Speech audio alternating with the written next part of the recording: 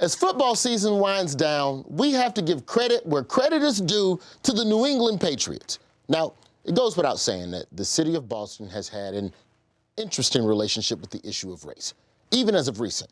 Back in December, Boston Mayor Michelle Wu, an Asian American, tried to throw a Christmas party for elected officials, except for any of the white ones, on purpose, which personally I don't agree with. You need drunk white people at your company party. They on the dance floor getting everything hype. Come on, Michelle. News broke about the party, and people in Boston screamed bloody murder.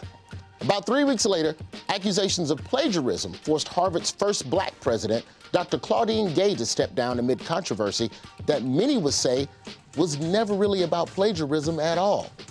Dr. Gaye spoke her piece and said what she had to say in front of a congressional committee, then later resigned. And some people in Boston screamed bloody murder. Which brings me finally to another sacred Boston institution that white people love, the New England Patriots. About a week or so after Dr. Gaye stepped down, so did longtime Patriots coach Bill Belichick.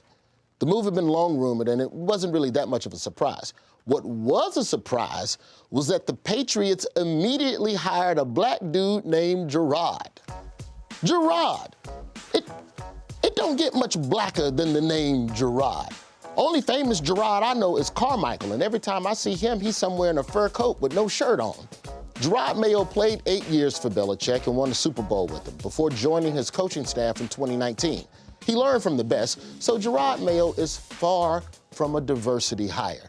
The Patriots were so sure about Mayo being the coach, they didn't even bother with a traditional coaching search. Only person more qualified to take over for the Patriots would have been Tom Brady, but Tom Brady seems to be a little busy these days. Let me get the invite to the yacht, Tom.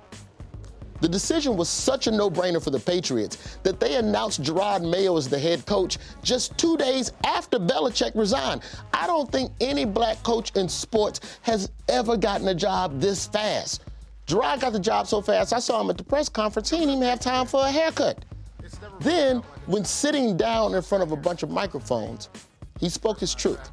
I do see color, because I believe if you don't see color, you can't see racism. And some people in Boston screamed bloody murder.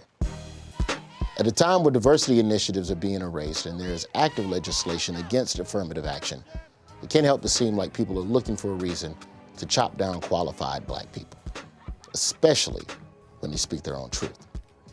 But thankfully, Jerod's accomplishments are all on video. So if you're gonna get him on something, it ain't gonna be plagiarism. I wish you nothing but the best, Jerod. Boston is a reasonable city, and they love their champions. Bill Russell won 11 championships for the city, and somebody still threw a brick through a window at his house. Good luck, man. I'm Roy Wood Jr.